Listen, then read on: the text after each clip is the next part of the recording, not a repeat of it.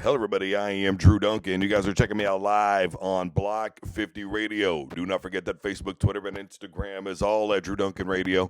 Additionally, you can find all of us at Block 50 Radio on Facebook, Twitter, and Instagram. That's Block 50 Radio. Block50radio.com is online live. And do not forget that we are wherever you are listening to podcasts. Simply tell your device to play Block 50 Radio on iTunes, Deezer, Google Podcast, et cetera, wherever you are listening, we are there. Obviously, plenty to get to today. We're going to be talking about NBA playoffs, NFL draft, and of course, Jalen Hurts. Boy, is he catching the hate now. Let's get into it. Jalen Hurts says the money is nice, but championships are better. And a lot of people are in Jalen Hurts comment sections talking about, well, then you shouldn't have taken the money. This is how you build a winner. Did I miss something? Did I miss where Dallas Goedert still has a contract that runs through, I believe, 2025? What about A.J. Brown? Doesn't he have a contract that goes through 2026? Jason Kelce announced that he's coming back to play center. You've got Darius Slade Jr. returning on defense. You've got Fletcher Cox, coming back for another season on defense. What part did I miss where a lot of the key performers for the Philadelphia Eagles are going to be gone?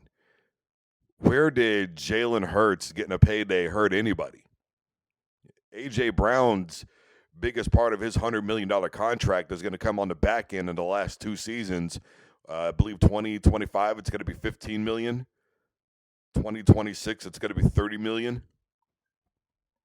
Same thing with Goedert. The last couple of seasons, it'll be $14 million a year. What did I miss? And I know a lot of people are, well, Jalen for the Phantom fumble in the Super Bowl. I just get so tired of a nitpicky society. I understand it's the biggest game every year. All right. So all eyes are on it. And I understand it's going to be the easiest thing to point out any mistake that anybody makes when it comes to the Super Bowl. Nobody that played that game was without error.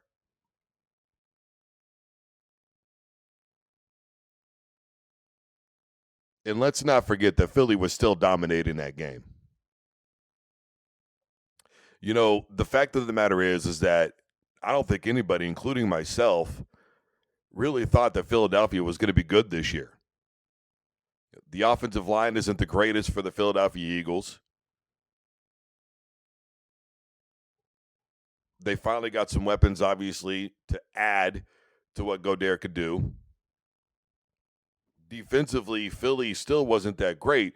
But the point of what I'm saying is with all these guys coming back, and that's just a few names to say the least, why is Jalen Hurts getting so much grief for taking the payday? And the money is nice. Wouldn't you want $200 million in your bank account? Wouldn't you want to be walking around town talking about I'm worth $200 million? Wouldn't you want to be the highest paid anything ever because you're good at your job? The hell did I miss?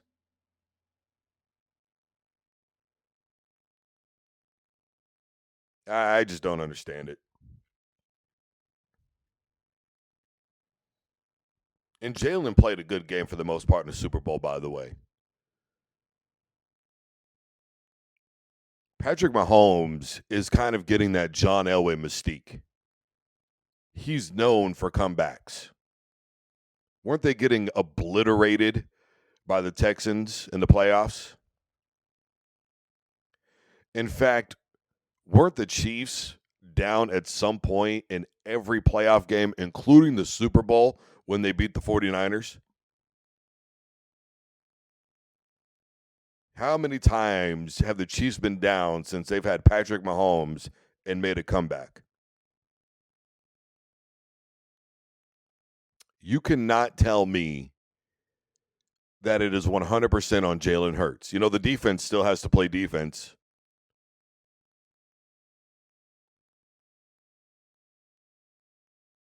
The Chiefs did everything they needed to do to win that Super Bowl. You can call it an Eagles meltdown. You can call it changes by the defense and offensive coordinators for the Kansas City Chiefs and Andy Reid making halftime adjustments. You can obviously allude to the mistake that Jalen Hurts made in that game with the phantom fumble. It happens. I've seen John Elway do it. Was it against the Chargers? They were making a comeback and seconds were running and Elway threw the football and it just flopped up in the air and went behind him and the Chargers recover. Boom, game over. Even the great ones make mistakes. Was it a Super Bowl? No. But even the great ones make mistakes, guys. Elway took a safety in the Super Bowl one time against the Giants. Y'all act like Tom Brady's never had a turnover in the playoffs. We're so quick to critique without just cause, without doing a quick Google search, without looking up anything. We just decide, well, you know, he took that big payday and now they can't keep the team together. All right. Tell that to A.J. Brown. He's $100 million richer. I mean, come on. You know, I just, it gets so frustrating. People just want to bash people. And I don't know where we got to the point as a society where we hate winners. It wasn't like the Eagles got blown out in that football game. You know, do what you want to do. I'm just telling you that at this point, with the Philadelphia Eagles, they've obviously been smart in how they've managed their money. Jalen Hurts' contract is not hurting anybody. That's pretty much all there is to that. Moving on. NFL draft. You know, I'm a huge Broncos fan. Denver and Philly in the pros, Syracuse and Nebraska in college. Those have always been my teams. My dad was a huge Broncos fan, so I kind of fell in line with that. I became a huge Eagles fan first time I saw Randall Cunningham play. Syracuse for me it started off with basketball, and then the first time I saw McNabb play. Then, of course, my dad was a huge Nebraska Cornhuskers fan, you know, those teams in the 90s and all that. But the point of what I'm saying is, as a Denver and Philly fan, look, they need offensive linemen. Both teams do. Denver especially. Look, I have repeated this millions of times, and I'm honestly over it. But it wasn't all on Russell Wilson. There were times where he'd be in shotgun, and before the ball even got to him, there was already a defender right on top of him. That O-line couldn't block a D2 football team. And I've been saying that about the Broncos offensive line for years, long before Russ ever showed up, and all these Seahawks fans were getting in my head on social media talking about, well, you know, we Seahawks fans, we all thought the same thing. No, bro, I've been saying it. I've been saying it since Peyton Manning left. Hell, I've been saying it since the last season he was there. That offensive line really wasn't that great. But it got even worse and worse and worse. And I said at the beginning of the season, before it even started, that Russell Wilson was trading Seattle for Denver and was going to be in a similar, maybe even worse situation with the offensive line. I don't know if it's an offensive line coach thing, maybe bring in Mark Schlereth, do something, I don't know. But that offensive line is absolutely pitiful. First 5-6 weeks of the year, they had more false start penalties than anybody else in the NFL. They had more holding penalties than anybody else in the NFL. Let's not forget that Melvin Gordon, who they finally released in the first 5 games of the year, had 4 fumbles. And let's not forget that against the Seattle Seahawks on the opening Monday Night Football game that everybody blamed Russell Wilson for, who, by the way, threw for 393 yards in that game, Denver's running backs fumbled twice inside the red zone. One was Javonte Williams. The other one was Melvin Gordon. Let's also not forget that their star running back, Javonte Williams, tore his ACL. early in the season. So Denver's run game was non-existent. They didn't have anybody there that could run the football and not fumble it, be consistent, take pressure off of the passing game in any way at all. And even when they did have it, it really didn't matter because Russell was back there scrambling for his life. I don't want to hear this. He holds onto the ball for too long, this and that and the third. You understand that because of the arm strength of Russell Wilson, coaches are wanting receivers to get deep. And, you know, when you're playing against a defender who is going to push you around a little bit, it's not always going to be that easy. And let's also not forget that Denver didn't have Tim Patrick for the majority of the season.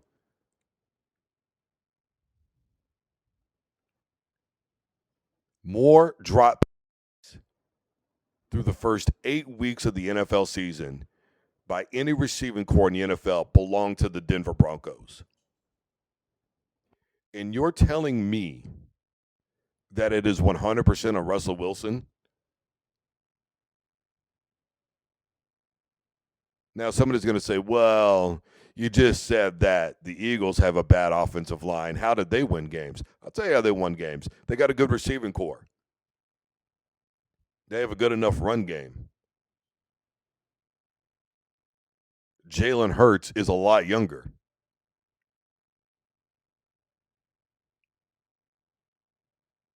Defense did just enough in some of those games in order to win. Let's not forget at the beginning of the season, they struggled with the Detroit Lions.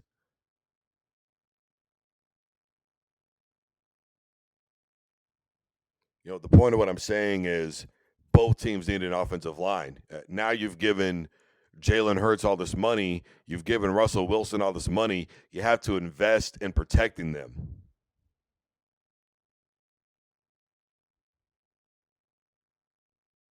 That's what that amounts to. Whether you like it or not, that is the case. So, as a fan of both teams, I'm telling you, I want to see both of my quarterbacks preserved. I want to get an offensive line. I want to make trades for offensive linemen, good offensive linemen, guys who want to play for these quarterbacks.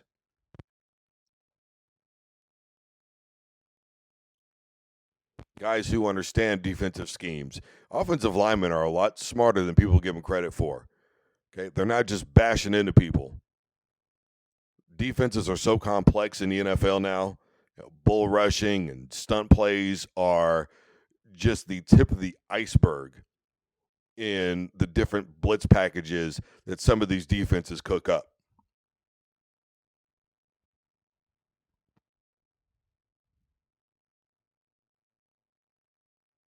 You've got defensive coaches that just love to bull rush, like, you know, Pete Carroll, who's pretty defensive minded, just wear down that offensive line.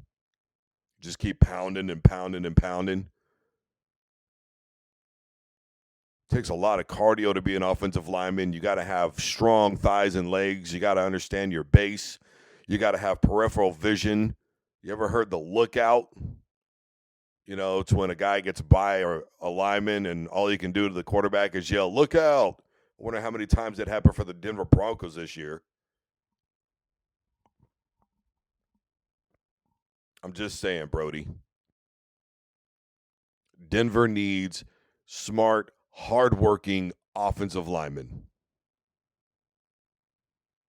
Same with Philly. Now, their offensive line isn't as bad.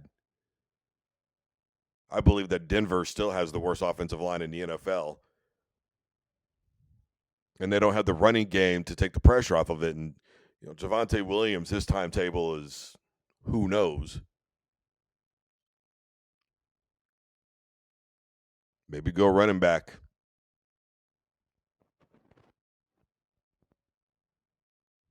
And you got to cover your bases. So there's that. Do not forget, by the way, this is Block 50 Radio. We're online, block50radio.com. Facebook, Twitter, and Instagram is all at Drew Duncan Radio. Facebook, Twitter, and Instagram is all Block 50 Radio. I am Drew Duncan. We are wherever you're listening to podcasts. So it's your device to play Block 50 Radio on Deezer, iTunes, Spreaker, Google Podcasts, et cetera, wherever you're listening. We are there. NBA playoffs last night. thought for sure Boston would close it out. After all, Trae Young, he is a one-man show. If there's a true one-man show in the NBA right now, it is Trae Young. And at the end of that game, he just did what he'd been doing all day long. Pull up, lace it, good.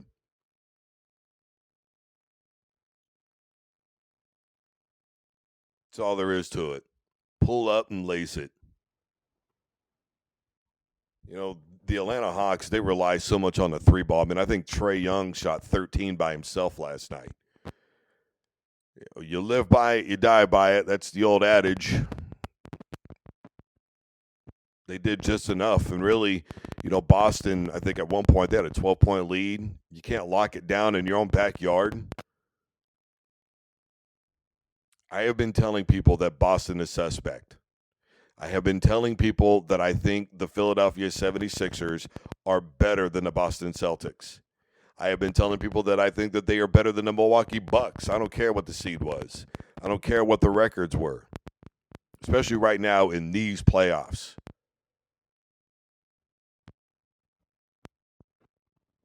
You're playing hot at the right time. You're also playing bad at the wrong time.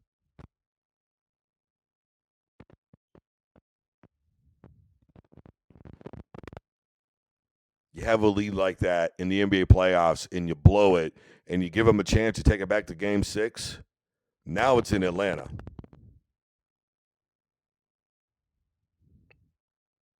And Trae Young really, I mean, as good as he was, 38 points from the floor, he really wasn't that great.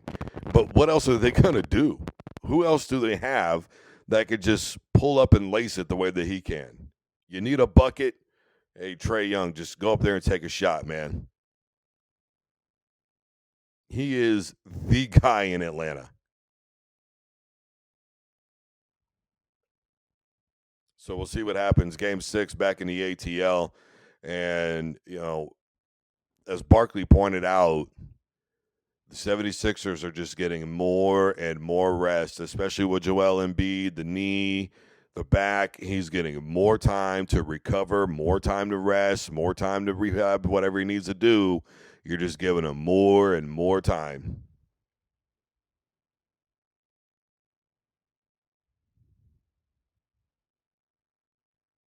Not a good look right now for Boston.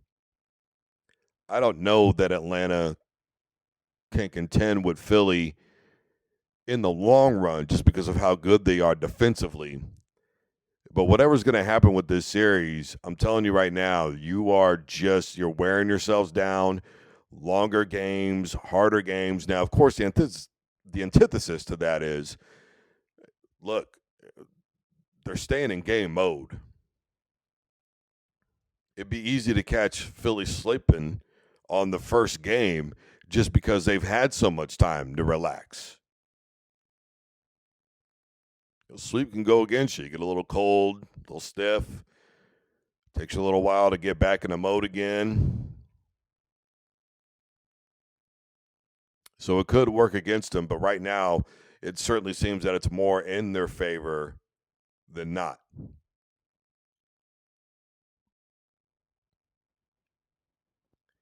Phoenix Suns last night, yeah, they did what I thought they were going to do. And Booker still continued. What do you have, 47 last night in that game? They just, and I said, too, that it could be sneaky, right? I said that the Clippers are not going to go down easy, and then, of course, it just came out that with Kawhi Leonard, it's a torn meniscus. But even without him, I've talked about the defense specifically from Russell Westbrook. And the attitude that he brings to that ball team, and in a lot of good ways, hardworking, that energy that nobody else in the NBA can even come close to matching. How he does it at his age is really just kind of beyond me, to be honest with you. The man's cardio must be insane. Those are good things for the Clippers, and I knew that they were not going to go laying down. But I said from the outset of this season, and I maintain this, that I really feel like the Phoenix Suns at the beginning of the year especially, they were playing a lot of bully ball. And I don't feel that they came into this season with a mindset of, we've been here, we've done this, we've been in the playoffs, just don't know how much more we can do. I think especially Devin Booker came in with the idea of, man, we are going to win the NBA Finals this year. I don't know who's playing better right now, him or Jimmy Butler, but I will tell you this.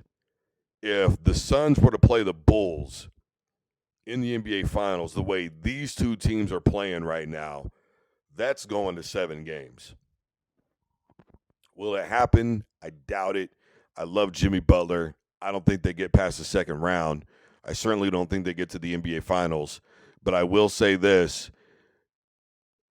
Both Booker and Butler right now are showing you who they really are. Booker has been decisive. He has been calculated. He has been fearless. He's been going to the rack. He's been hitting mid-range. He's been from outside. He's been making defensive plays. He's been running the floor. He's been making great assists while he's running the floor. He's scored in run situations. I talked about it earlier, where if the Phoenix Suns continue to figure out a way to run the floor and get points in the fast break, then they would be one of the most dangerous teams in all the NBA in these playoffs. They only had 10 points a game average on fast break. Game number 1 of this series, and they had 27 alone. They've gotten so much better with it. You've got Shamet over there defensively playing pretty good. KD has been such a great team player in this situation. CP3 has been basically non-existent, typical for him in the playoffs, to be honest with you. I'm telling you right now, KD and Booker, they could make this thing happen. They really can. There's no ifs, ands, or buts about it. They can make this thing happen. They're moving on now. Of course, last night, a couple of closeouts. Denver, boy. I don't know for my money how anybody can look themselves in the mirror, talk to a friend, discuss basketball on the internet, and legitimately tell themselves that Jokic is overrated.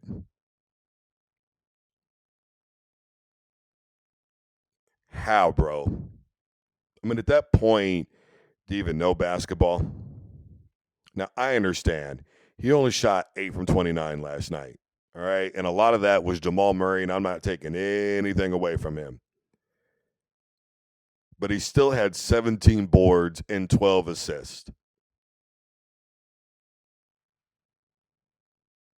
The way he sees the floor, the way he sees the game of basketball, the way that he is willing to take his lumps, continue to hustle no matter what. It's okay to have a bad shooting game and still affect the game from different aspects.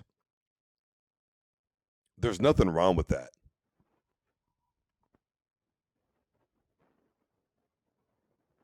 No, he didn't have his best performance on the floor shooting. Still got a triple-double. Still 28 points, 12 assists, 17 boards. What more can you ask for? Even if he didn't have the 28 points, I'll take 17 boards and 12 assists on any night from anybody. I was asked the other day, who's your favorite player? My favorite player right now is KD. Who I think the best player in the NBA is right now, I flat out was just like, to me, it's a toss-up between Embiid, Giannis, and Jokic. I think they're the best 3 players in the NBA. And with Jokic, there's literally nothing he can't do. Giannis isn't exactly limited either. Rebound, scoring, assist. Embiid is a little bit more limited in terms of his assist game. And, of course, deep range, hit or miss. But still, he brings a lot to the table. And he's the league's leading scorer for the last 2 seasons. It's hard to argue with that. The fact of the matter is, Jokic and Murray had no issue with carrying that team last night, and Minnesota didn't go down without a fight. You have to give them that. But Denver just seems so ready. So ready. This could be their time. It really could be. Struggling with Minnesota is not exactly a good look, but you know what? There's a lot of teams out there struggling right now.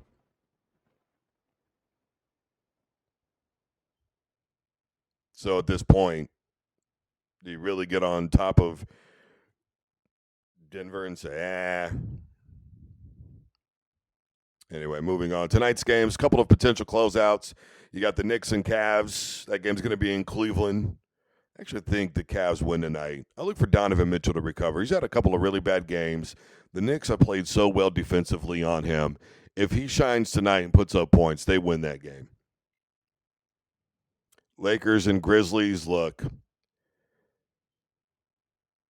Dylan Brooks, that whole thing, he's either going to play really great tonight or really bad. Yeah, I think the Lakers close out. LeBron's been there too many times. He knows how to close out games like this. I think they get it done. The Heat and the Bucks. I don't think Milwaukee loses. You know, I know that Giannis is hurt and all that, but you still got Drew Holiday and the other guys. The game's in Milwaukee. I don't think they win the series, but I think they win tonight. And then, of course, Warriors and Kings down 0-2.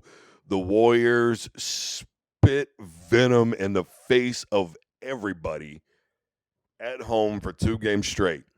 Now, Sabonis struggling a lot. He's been getting kind of whiny. I got to tell you, I think Golden State took what happened to Draymond Green personally. I really do. I think they took it personal that they were down 0-2, and I think Steph Curry showed you what he and Klay Thompson are truly made of. I've got to tell you, I think they win tonight, but I don't know that they win the series. Sabonis is going to be back at home. I don't think any more than nonsense with Draymond Green is going to fly. That Warriors team has been playing physical, hard-nosed basketball. And I think they're going to be a little more cautious knowing that they're in Sacramento. The stakes are high. The youth is showing for the Kings right now. The experience in these situations is showing for the Warriors. Nobody needs reminded that Golden State has 4 rings. Nobody. I'll tell you that right now. But let's not forget, they've got 4 rings. And let's not forget, the same 3 guys, Draymond, Steph, and Klay, have been the common denominator in all 4 of those rings. They've been there. They've done that. Sabonis is going to have to learn how to overcome this. This is a learning moment for him. I anticipate an insane crowd in Sacramento. And I'll be honest with you, it's going to be a close game, but I think the Warriors get it done. So there's that. All right, everybody, I am Drew Duncan. We've been live on Block 50 Radio. My name is Drew Duncan. Facebook, Twitter, and Instagram is all at Drew Duncan Radio. Facebook, Twitter, and Instagram is all at Block 50 Radio. Do not forget we're online, block50radio.com, where you can listen live all day, every day. When you miss it, simply tell your device to play Block 50 Radio on Deezer, iTunes, iHeart, Spreaker, Google Podcasts, et cetera, wherever you're listening. We are there. And as always, stay safe and take care of yourselves.